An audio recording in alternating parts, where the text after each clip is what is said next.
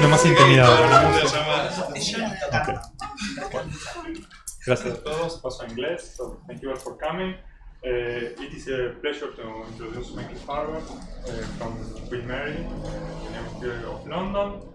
So Michael, he has worked in a variety of areas with a lot of techniques that go from algebraic topology, probability, combinatorics, differential geometry, and many others. He has strong results in pure mathematics, in algebraic topology. He has solved problems like Karl Fox, Gromov, and Novikov. But now in the last 20 years, he has a lot of applications to other sciences. So for instance, in biology, computer science, medicine, robotics.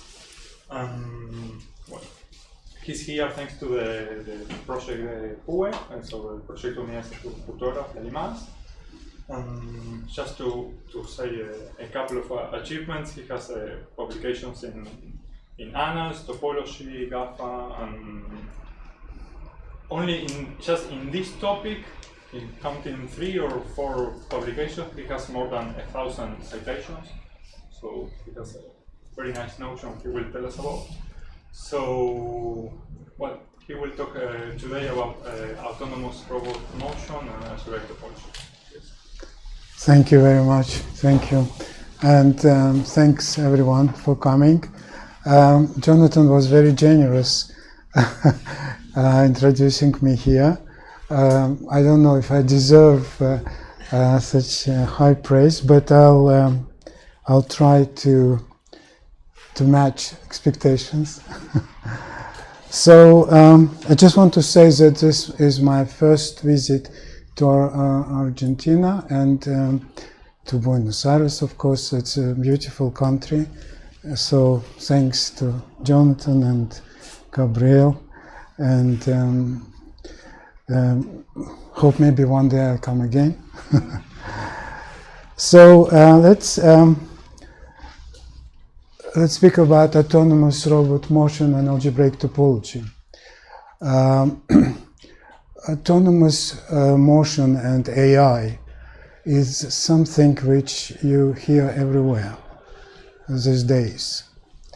It's kind of dream of our generation, and it becomes reality more or less very soon. So in my talk I will show how these problems related to AI, related to robotics and autonomous motion, how they are can be viewed as problems of topology, and how topology can help problems of AI and algorithms for motion. So first I want to show you some pictures of different robots, so that we have an idea what we are speaking about. So this is just my home from my flat, robot vacuum cleaner. Very simple, but useful. So this is a robot which moves on the plane, and it has to avoid different obstacles. So it needs to make this trajectory, which is shown in yellow. So we will see that there is a lot of topology in understanding this kind of motion. So the following pictures I took recently. There was a huge conference in London, International Robotics and I forgot how it's called, International Conference in Robotics and Automation.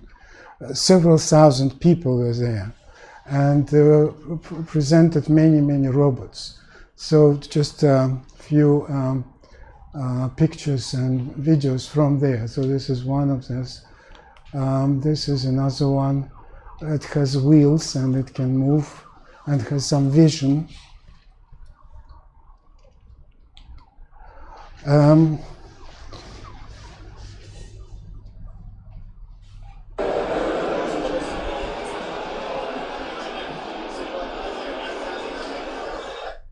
So this is a walking robot.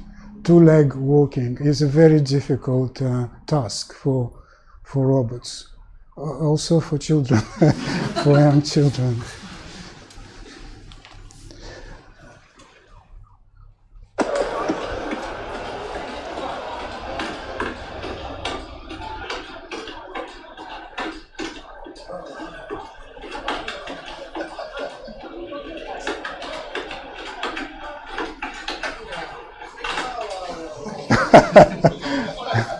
So it is drunk robot.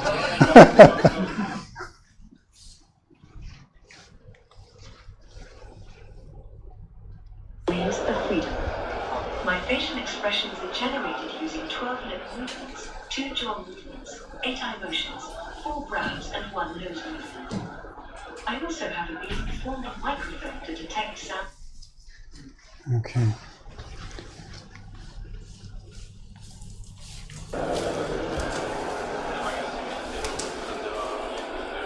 So she's drawing.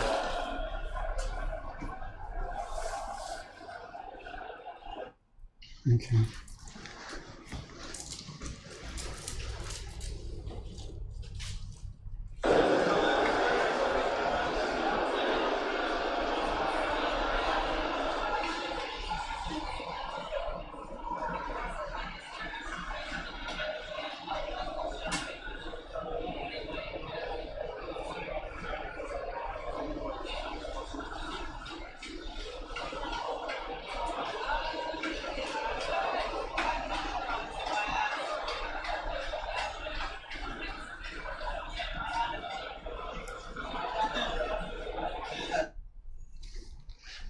So you see there's different tasks. I mean, this is about grasping. I mean, we do it very automatically without thinking. But to program this robot to do this, it's a really challenging task. This is not a video, it's just a photograph. So these are drones, many drones flying simultaneously as a unit, as a kind of swarm of drones. And mathematically it can be viewed as one single robot. And this is actually a lot of topology around this, which will be in this talk.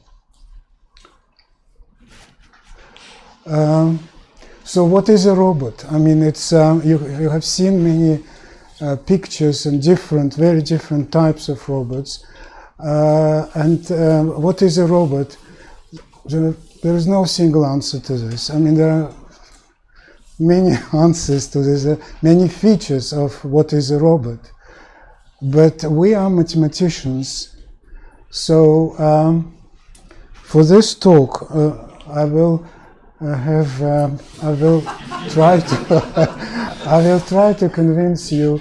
So the first part of my talk will be that robot is a topological space, and actually it's not a joke. It's you will see there is something in it. And second level kind of understanding is robot is a fiber bundle.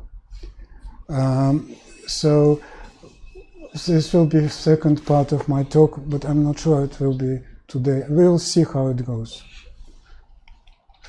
So this is the plan of my talk. I will discuss robots and motion planning algorithms from a mathematical viewpoint. The notion of topological complexity. I'll discuss upper and lower bounds and different examples. And well, here we will discuss the situation when you control simultaneously many objects, many identical objects. And here it is about projective spaces. So, any questions? So I just want to say that it would be best if any questions you ask immediately and stop me if something is not clear. Okay, and this is the second part. Maybe I'll not discuss it now.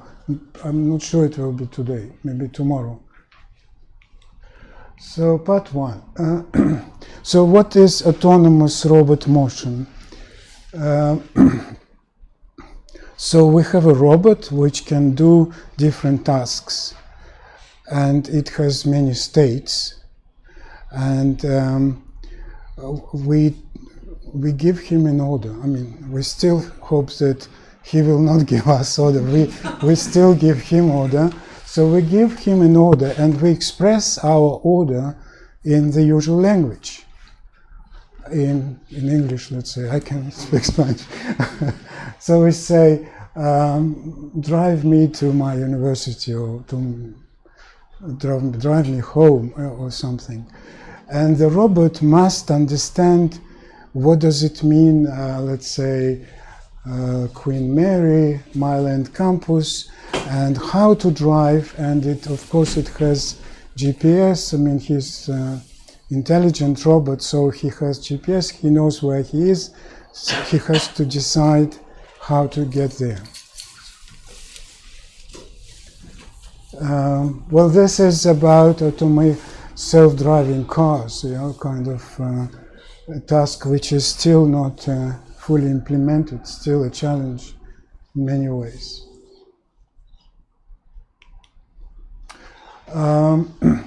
So algorithm, so this robot must have a program in the computer of this robot. There must be a program, an algorithm, how to translate what he heard into his motion.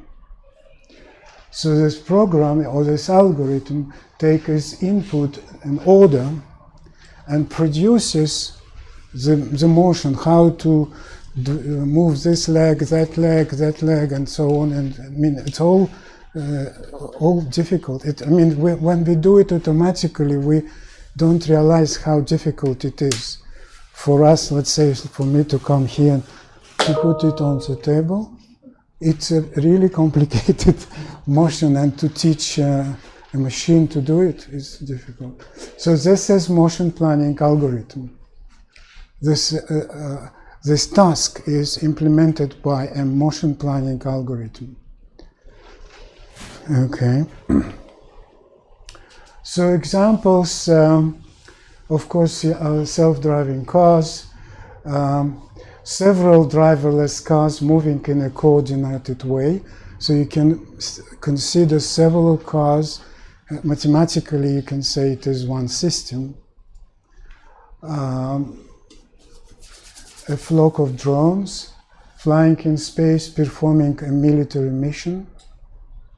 It's a lot in the news currently. Fleet involving multiple ships or submarines. So all these objects, I mean, very complicated objects, but we can mathematically view them as a topological space. It is coming now. We will see how and what does it mean.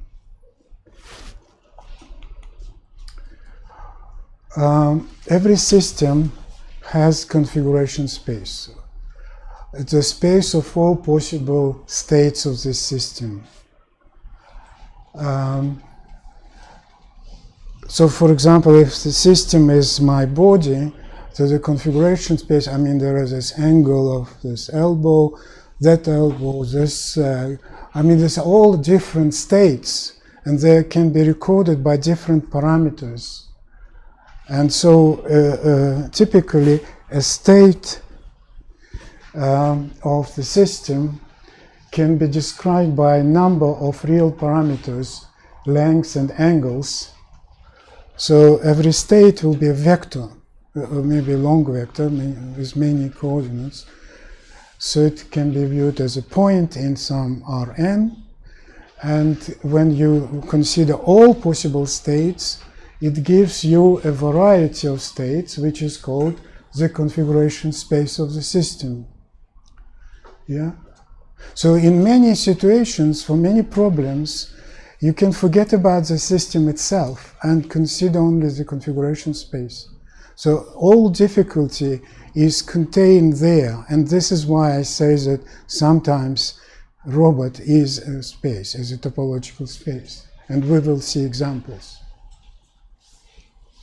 For example, for the motion planning of robots, for the problem of constructing of motion planning algorithms, we don't need to know the robot itself. It is enough to know the configuration space.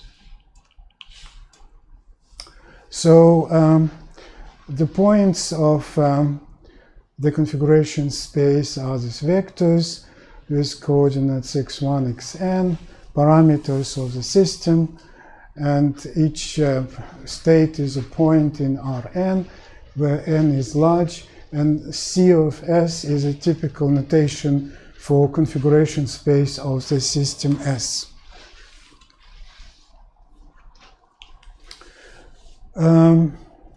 So let's say if we have configuration space, motion in this space are kind of curves. Curves in this configuration space are represent motions of our system.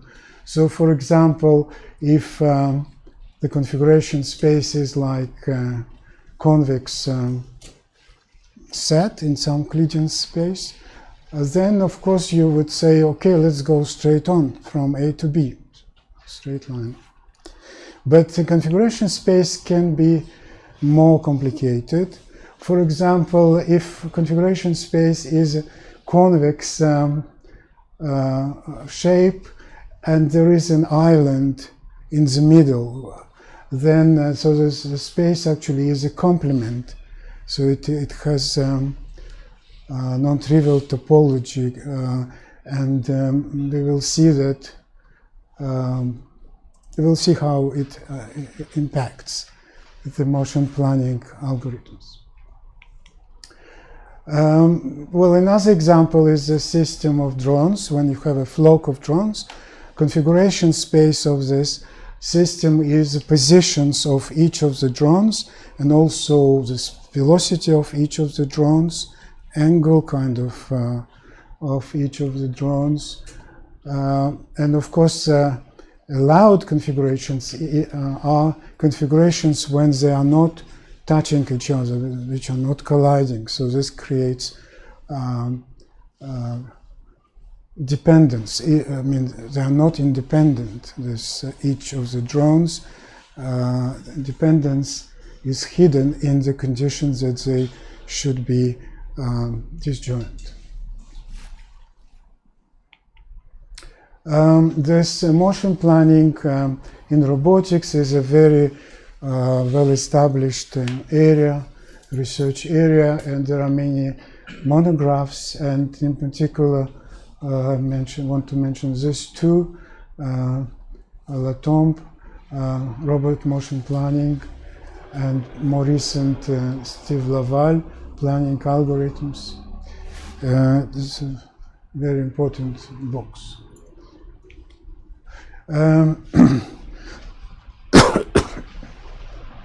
So now I just want to give you some examples of configuration spaces.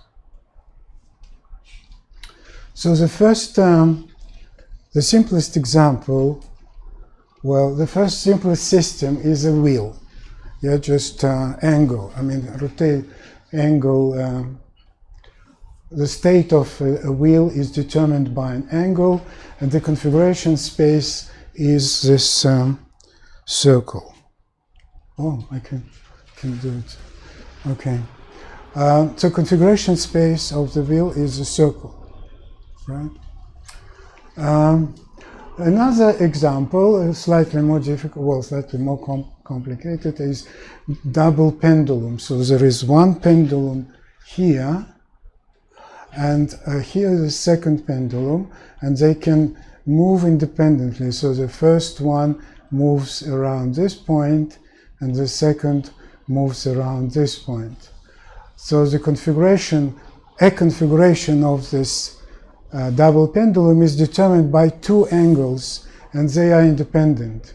So the configuration space is a torus, two-dimensional torus. Spider. So this is a kind of cute example. So this spider, it is fixed on three legs of the spider. They are pinned on the plane, but the spider has also this knees, those three knees, and these knees may change, and this is the body of the spider. So the spider can move around, just bending the knees, and you can ask what is the configuration space. Well, the answer is here that it is a closed orientable surface of genus 21. I mean, it's an exercise. We will not go into this, but it's a nice example. Another example, robot arm. I mean, you probably have seen robot arm. So it has elbows. It has elbows, 1, 2. Well, it has bars. In this case, there are 4 bars, and there are elbows. 1, 2, 3, and 4 here. And each of these elbows may move, and I assume that there is no restriction on the angles. So every combination of angles is achievable. So the state is determined by 4 angles. So the configuration space is a product of 4 circles. This is in the case if our robot arm is on the plane. But if it is in the space, then each bar has a 2-dimensional sphere as a 2-dimensional angle as possible state. So the configuration space of this robot arm will be the product of 4 spheres, 2-dimensional spheres.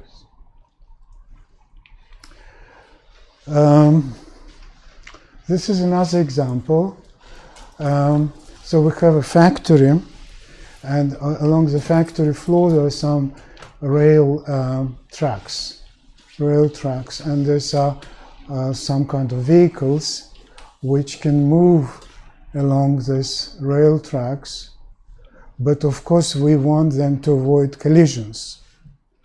The configuration space is all possible placements of all these vehicles such that no collision occurs. It's another interesting class of configuration spaces. Well, this is a famous linkage. You will see why I mentioned, well, I will, it is a very important historically linkage. You know that there was Industrial Revolution many years ago, and that it started when people invented the steam engine. And for the steam engine, you need this mechanism which transforms circular motion to straight line motion. And there's a long time people couldn't invent, well, it was a kind of race to invent this mechanism, and this was done by Poissillet, French officer, and Yomtov Lipkin in Russia. And it's actually in this famous book of Hilbert Confucian, Geometry and Imagination. So here, this linkage, this point O is fixed on the plane. Point B is moving around this circle, red circle, and point Z moves along this straight line. So this linkage transforms this circular motion to this straight line motion. This is a famous linkage, yeah, Poissillet linkage. Okay. So, so you can ask a general question. Well, I said that robot is a topological space, and I showed many spaces which appear as configuration spaces. So we can ask, I mean, is there restriction? I mean, is there kind of limitation which spaces cannot appear as configuration spaces. And the answer to this question is known, and it is, we will just come to it.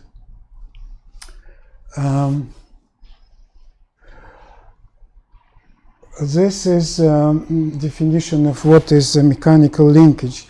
We need this to answer this question, which I asked, what are the configuration spaces, what topological spaces appear as configuration spaces. To answer this question, we need to understand a little bit what is a linkage. A planar mechanical linkage is like linkage in this example. So it consists of bars, just bars, fixed bars, and they are connected by revolving joints, and some vertices are pinned on the plane, and some vertices can move around. Okay, so this is this definition. So a planar mechanical linkage is a mechanism in the Euclidean plane that is built up from rigid bars joined with flexible joints. Some joints of the linkage may be pinned down to the plane, and the configuration space of a mechanical linkage is the totality of all its admissible positions.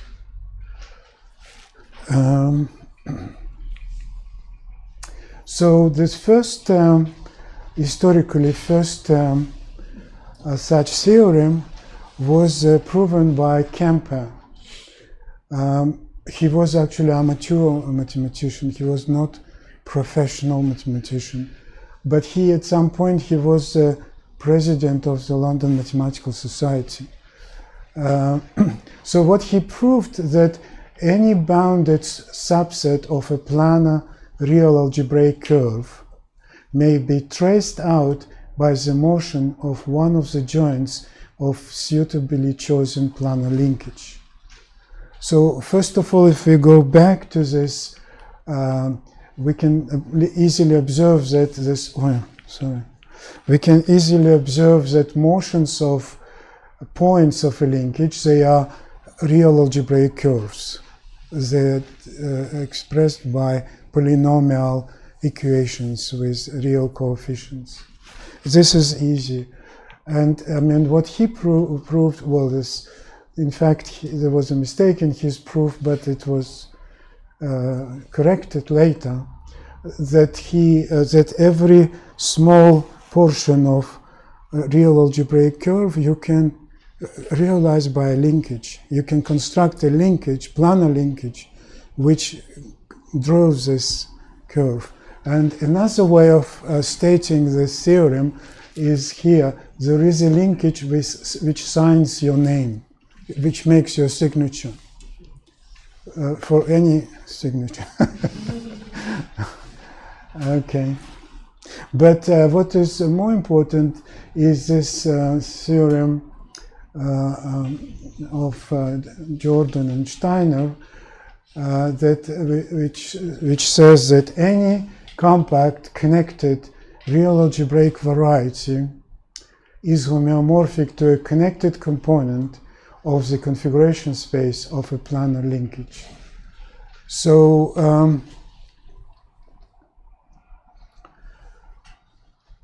there is another statement here. I think I didn't put it here, but there are many other theorems of this type which state that essentially that any nice space is configuration space of a very simple mechanism like linkage or even planar linkage. Okay, so we don't have any restriction here if we consider configuration spaces. These are quite general manifolds and real algebraic varieties. Okay, so this is another example about drones, which is important for the rest. So if we have a topological space X, we can consider xn. It is a Cartesian n-fold Cartesian power of x. So it is a space of configurations of n different or not different n states in x and points in x. So points of this Cartesian power are just n-fold vectors with coordinates. Each xi is a point of x. And in this Cartesian power, there is a subset which consists of configurations with all pairwise distinct states. So this is called configuration space of topological spaces. So from any space X, we can construct this notation which I will use in my talk later, fxn. So there's a configuration of n distinct particles in X. And of course, this is relevant to the system of drones. So these are n particles in R3. Configuration of drones is configuration of n particles in R3. Okay. This is a good point to ask questions or make comments. Yes. Up until now, it didn't seem like you consider in your definition of configuration space the physical limitations, like for example, the arm hitting a wall or something of the sort. Well, no, Do you treat it later? No, it is here. I mean, it is part of the configuration space. Configuration space is a set of all admissible states of the system. So if some configuration hits a wall, it is excluded from the configuration space. Okay.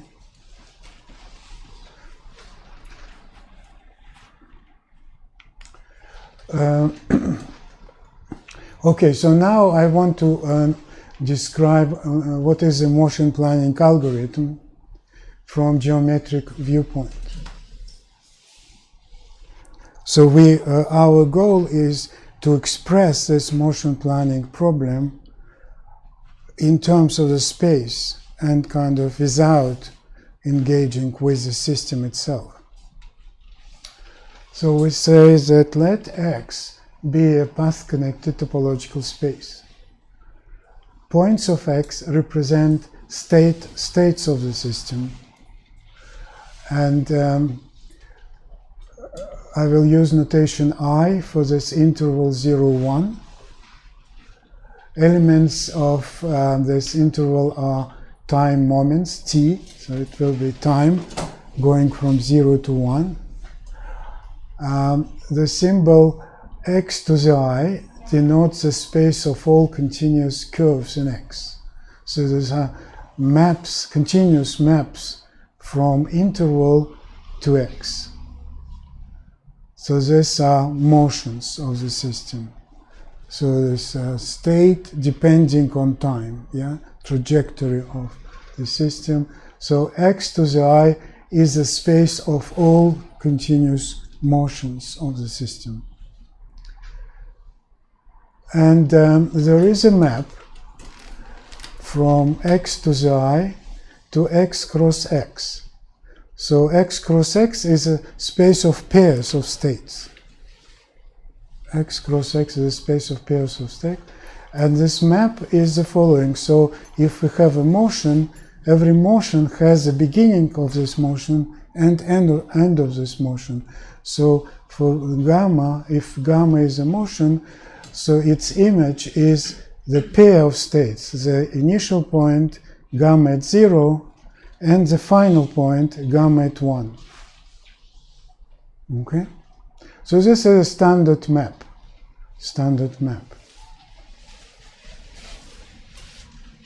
Okay, so what is the motion planning algorithm? So motion planning algorithm is a function which associates with pairs of states. So we tell robot A is your current state, B is your desired state, and you need to move from A to B. You decide how you want to move from A to B.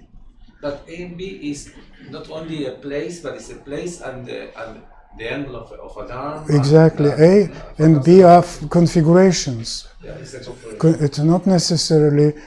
When I say configuration, I mean it's not only position of my center of mass. Yeah. It's also how it's everything.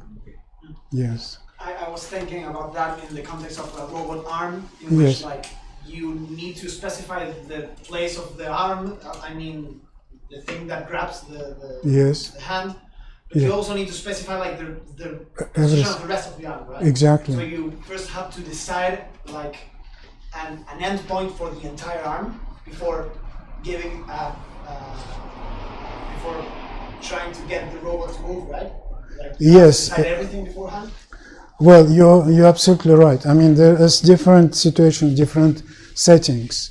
I mean, one setting is that you prescribe the robot to have final position. Let's say if I'm a robot, this is my current position, and then this will be my desired position. Yeah. So I prescribed myself, and I moved from this to this.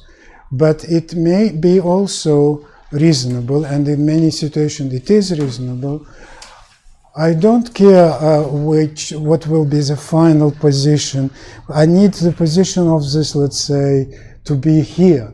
Only part of final state is important. Yes, you are right, but I will not consider this. Okay, this is more difficult. Okay. So what is a motion planning algorithm? So it is a function from pairs of states. So the first will be the initial state, and the second will be the final state. So the algorithm is a function from pairs producing motions. So for pair, we will have a curve, a function of t, and for t equals 0, it must be x, and for t equals 1, it must be y. So in other words, if we take this map A and compose it with P, which was on the previous slide, then this will be the identity map. Okay. In other words, A is a section of this vibration pi. So here we use a little terminology of topology, and I'm sorry if people, not everybody is comfortable with this. So in fact, this map is a nice map, which in topology is called vibration, but we don't need to know what it means. And this A is a section of this. A motion planning algorithm is a section of this vibration. So, okay. There is a lemma, important lemma here, which says that such continuous section. So I just want to go back a little bit here. So you see this when I say x to the I, this x to the I is the space of all continuous curves, because the system must move continuously. It cannot disconnect and jump, I don't know. Well, it can disconnect if I cut my arm here and then put it somewhere. Yeah, so it's not realistic. So we assume that the system must move continuously. But the other question about the algorithm, this algorithm, can it be continuous as function of A and B, initial and final configurations? This is another question. I mean, of course, it would be desirable to have continuity also here. Algorithm, so it is continuous with respect to initial and final configurations. However, there is this lemma which says that continuous section exists only if and only if the configuration space is constructible. So, well, for example, if it is convex, configuration space is a convex body, it is definitely constructible. And then there is this very simple continuous motion planning algorithm, continuous in A and B, in these parameters A and B.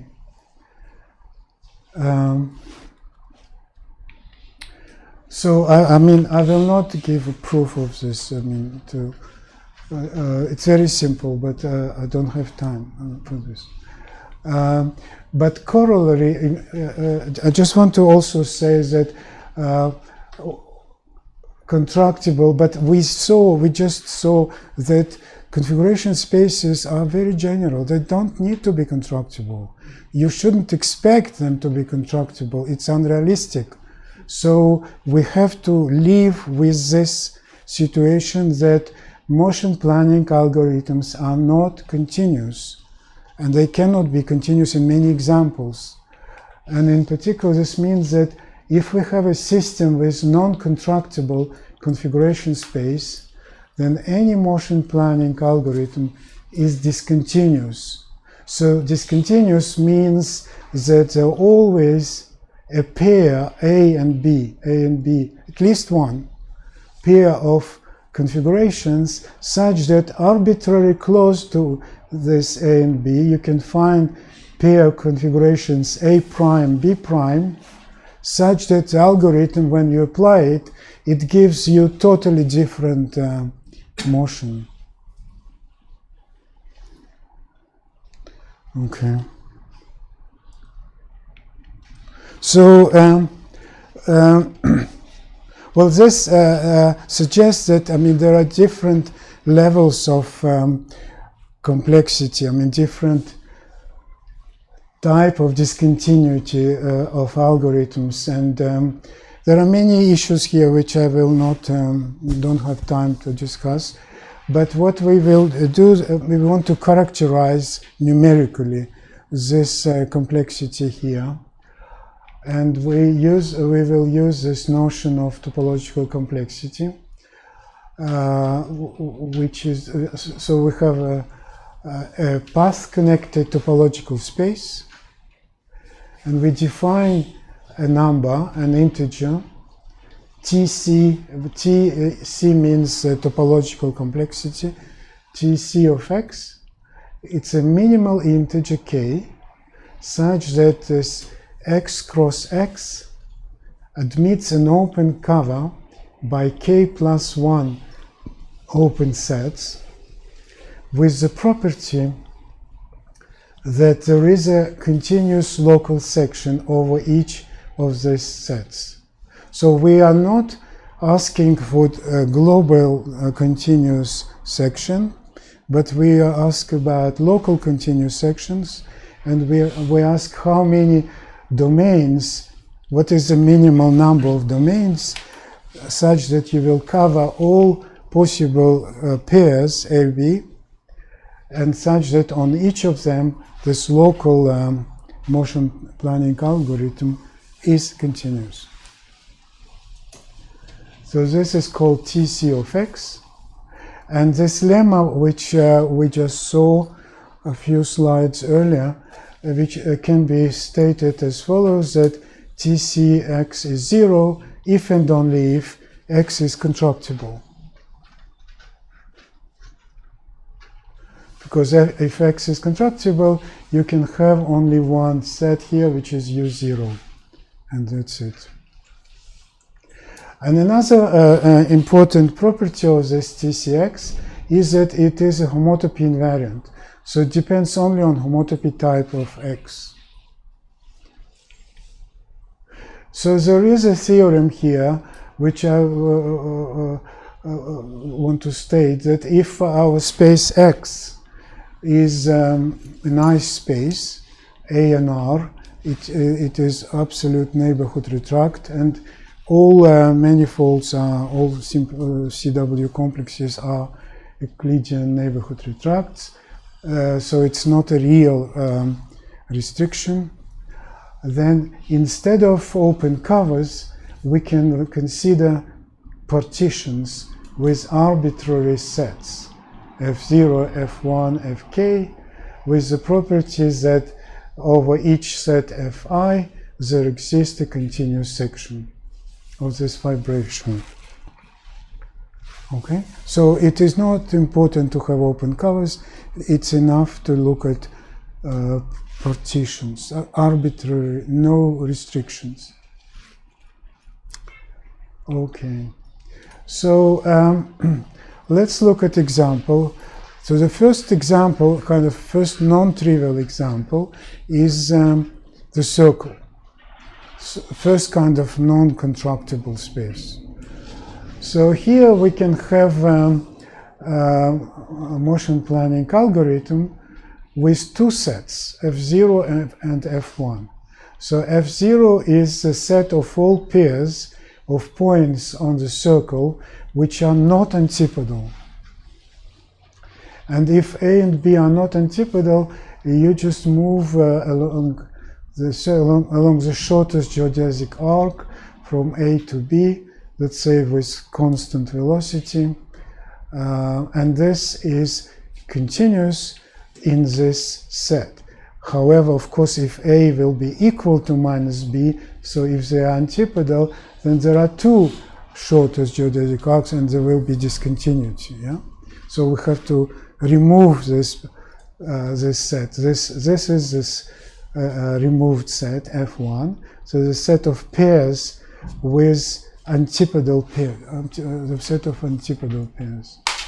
So here we have another motion planning algorithm on this set. We can just fix orientation on the circle and move from A to B in the positive direction. And this again, this is a continuous motion. So in conclusion, we can say that the complexity of the circle is 1, because we have this partition with two sets, and so it is less or equal than 1. Maybe it's not minimal, but if it's not minimal, it must be 0. But 0 cannot be because the circle is not contractible. So why doesn't it work in general that if you fix an orientation, you always go in this direction in general? Yes, it wouldn't work if you if these two points are very close to each other, and I mean, if it is, let's say, if B is here, A will go this way, and if B is here, you always go in. You fix one direction, one orientation. Yes, and you always move in this I'm direction. explaining. If A is here and B is here, Yes. then in positive direction goes this way. Yes. If A is here and B is here, then positive direction goes this way. Yes. So when B moves from here to here, you have discontinuity. Great. Thank you. Yeah? Thank you. It cannot be continuous because otherwise it would violate the lemma before. Well, I have to just very briefly, 5 more minutes. So, I mean, I will just skip this proof, but if we take spheres of high dimension, let's say 2-dimensional sphere, it will have complexity 2. 3-dimensional sphere, it will have complexity 1. 4-dimensional sphere will have complexity 2, and so on. So this general formula is here. I mean, I don't have to explain. Maybe, no, we'll just go on. I mean, we'll just take it without proof. Or maybe I'll just explain this and finish on this. Huh? Yeah? So, so let's first assume that n is odd. So we have odd-dimensional sphere. Odd-dimensional sphere. So on the odd-dimensional sphere, like the circle, what we use this orientation, yeah, we have this in high dimensions, well, there is notion of orientation, but here it is, we need a vector field, continuous tangent vector field. If n is odd, then on the sphere Sn there is a vector field which is tangent to the sphere at every point and which is non-zero everywhere. So there is a function which associates to every a vector which is perpendicular to a, and it's also a unit vector. So then we can do the following. So we take F0, the set of all non-antipodal pairs, like before, and here again we go along the shortest geodesic arc from A to B, and F1 again as before the set of antipodal pairs. And how do we move from A to minus A? Well, we start at A. At this A there is a unit vector unit vector V of A, and or maybe I'll just use this.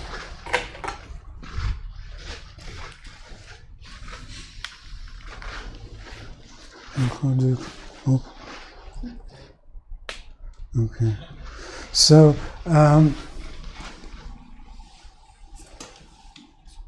so we want to move from A to minus A.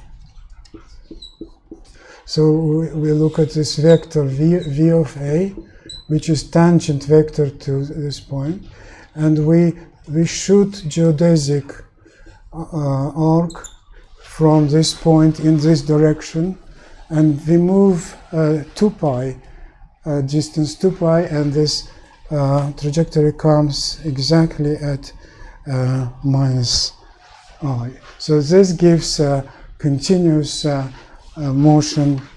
I'll just give it back to this gives,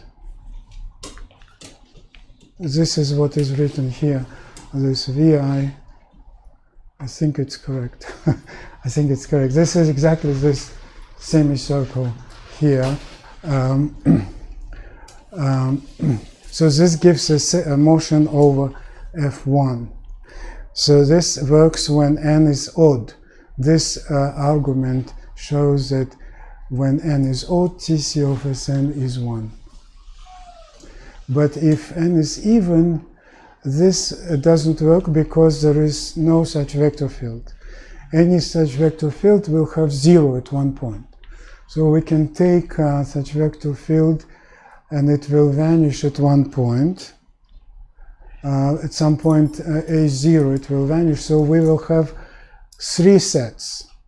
So the set of not antipodal pairs, the set of all antipodal pairs where A is not A0, and another set consisting of a single pair. And now we define a continuous section on this set as before, using this vector field V of A, because it's non-zero on this set. And on F2 we can just take arbitrary motion from A0 to minus A0, and this is a single pair, so it is a continuous.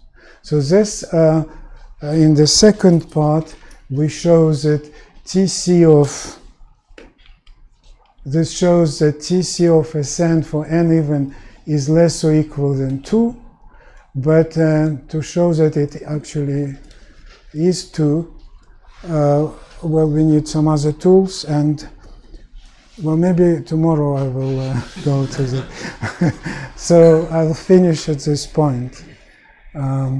Thank you very much, and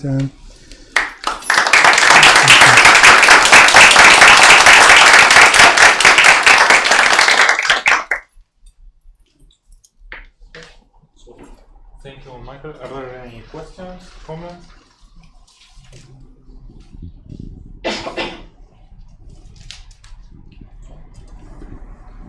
I like very much Gabriel's question. Something to say. Do you know, Michael, I will ask a question. If there is any discrete version of this, let's say for graphs, and paths which are close enough in some sense? Or Well, there are many versions for graphs. There are situations when you have distinct particles on the graph, and there is also approach when you have a metric graph. So graph has sizes, edges have sizes, and your particles have also sizes. So kind of like drones. I mean, they are not a 0 point. They have certain radius. So yes, there are such both. I mean, there are many different variations, and they are both interesting. Yeah. Okay. So knowing that some space has a low topological complexity means that you can suppose you say, okay, this has topological complexity 1. So that means that you have, I mean, that information in order to make an algorithm, a motion planning algorithm, is you use this information. So you say, okay, I have to check that there's only one step of discontinuity. So how do you? My question is, how do you use this information in order to make a better algorithm for motion planning? Okay. Yeah, it's a very good question. Thank you. So, indeed, first of all, I just want to say that topological complexity 0 is contractible spaces. Topological complexity 1, it is known that these are only odd-dimensional spheres. That's it. There are no other spaces. But of course, topological complexity can be whatever. I mean, it can be high, very high. It can be not so high. For example, what we are struggling with, Jonathan, I mean, for random spaces, if you have a random space, what its complexity, we want to show that it's quite small.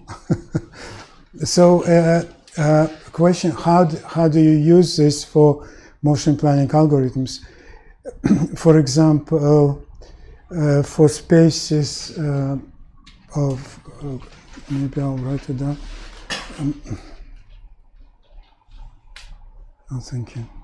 For spaces like F or D, N, so these are N distinct particles in RD. So these are drones, let's say N drones. So there are explicit motion planning algorithms having minimal topological complexity. So that it's not always, well, I just want to say that this, as you have seen, these robots are very complex systems, very complex systems. There are many issues. And what will be this notion, topological complexity, captures something important, but it's not everything. It's not everything, it's clear. So there are different complexities, there's different variations of complexity. So maybe I'll just say that there will be talk tomorrow and on Friday, right? So there will be. This is the end of the Coloquio. Yeah. There is a continuation, there is a course starting tomorrow. Tomorrow, yeah. Which will be the same time here, so at 4, tomorrow, and on Friday. Okay. A bit more specific. With more rigorous, yeah. Yeah, with more detail. Okay. Thank you. Yeah, I think that for lower one you will use the Stanish-Needleman theory or something like that. Stanish-Needleman theory appears here as well.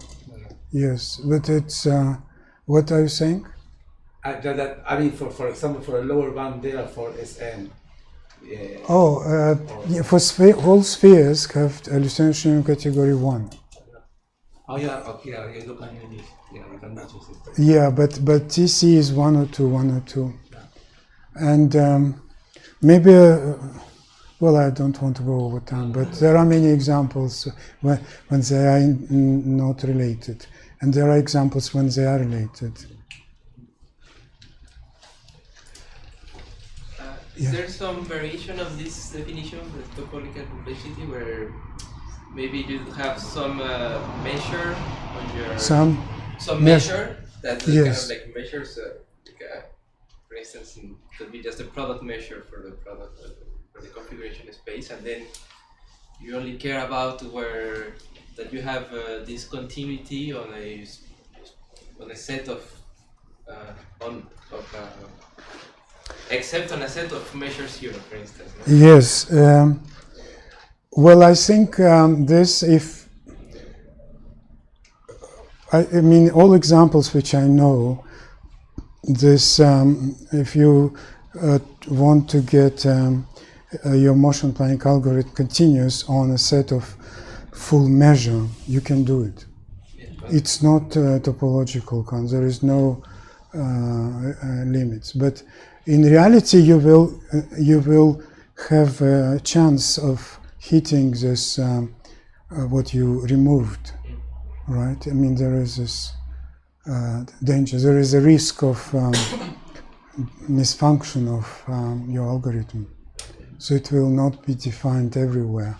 It will be defined a complement of certain variety, and in real life, it may jump up at some point. I have a question, I think, in that line. Yeah. For example, in that case where the robot was trying to walk on a stage, yeah, and it almost fell down, and after fell down. Yeah. Is there any way, like in this configuration space, where you try to accept where the possible positions the robot can take, to accept some kind of discontinuities, and that it can be self-fixed, so to get back? How do you do that in the topology you give to this space, or something like that? Like the robot to self-correct a problem that wasn't allowed in the space. Yeah, well, I mean, it's a really interesting situation. I mean, how I understand this, there's this robot who fell. You see, that robot didn't have prescribed final state. What he functioned as, he was programmed to move legs, I mean, in a certain way. And when he missed this platform and it came out of his kind of expected behavior, he fell and just finished the movie. So I think it is a different situation with this robot. As well as, let's say, his vacuum cleaner, it is also, I mean, it is going around, it hits something and then continues. It doesn't have prescribed kind of motion, and it's a different task. It is a different task.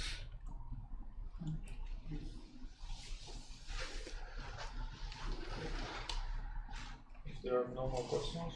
Maybe one last question.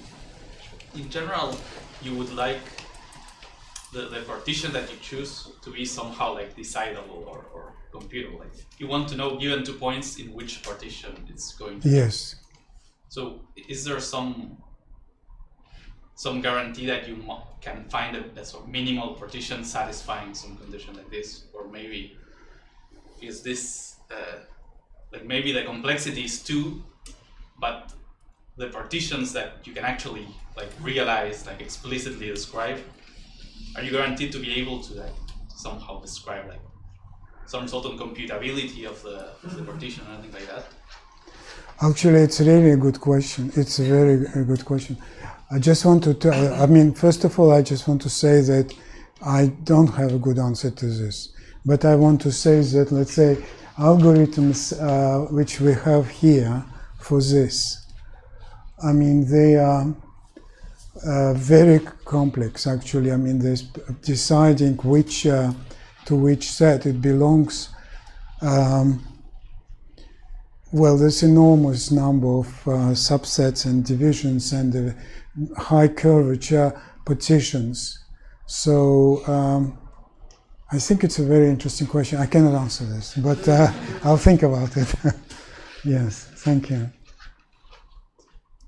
I think that's a problem that we as humans, more than robots, we also cannot solve that problem in real life, right? We think of robots like doing something that for us is intuitive, but when we have to walk to like a distance and find the best path, we mostly like intuitively find a path and then trace back our steps and find a better way. Like, I think it's expectable that there is not a really good way of doing that in general, right? Because we don't expect it to be intuitive in the first place, to find a strange route in space that is continuous. That is, in general, I think a hard problem, right?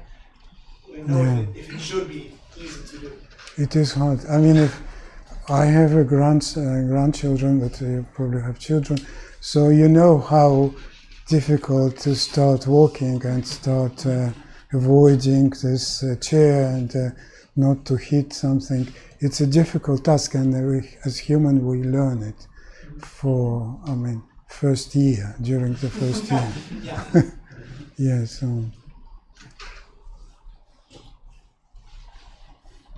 you have more questions, perhaps you can ask after the Coloquio. So thank you again. Thank you.